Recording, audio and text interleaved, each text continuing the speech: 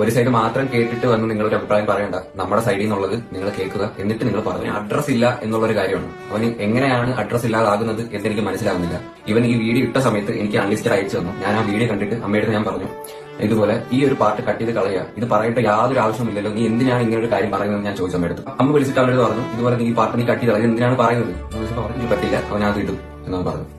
അവൻ അഡ്രസ് കാര്യമല്ല എന്റെ അടുത്താണ് ചോദിച്ചത്. അതിന്റെ അഡ്രസ് എന്ന് പറയുന്നത് നമ്മുടെ അഡ്രസ്സാണ്, ഈ വീട്ടിലെ അഡ്രസ്സാണ്. എന്റെ വീട് പിന്നെ ഏതാണ്? അവൻ വേറെ ഏത് വീടാണുള്ളത്? എനിക്ക് വേറെ വീടുണ്ട്. നമ്മുടെ കുടുംബം ഇതാണ്. എല്ലാം ഇവിടുത്തെ അഡ്രസ്സും കൊടുത്തിട്ട് പിന്നെ എന്തിനാണ് അവൻ ഇങ്ങനെ പറഞ്ഞതെന്ന് വെച്ചാൽ എനിക്കറിയാൻ. ഓരോ പ്രശ്നങ്ങളിൽ കൂടെ ഞാൻ റിക്കവറായി വരുന്നുള്ളൂ.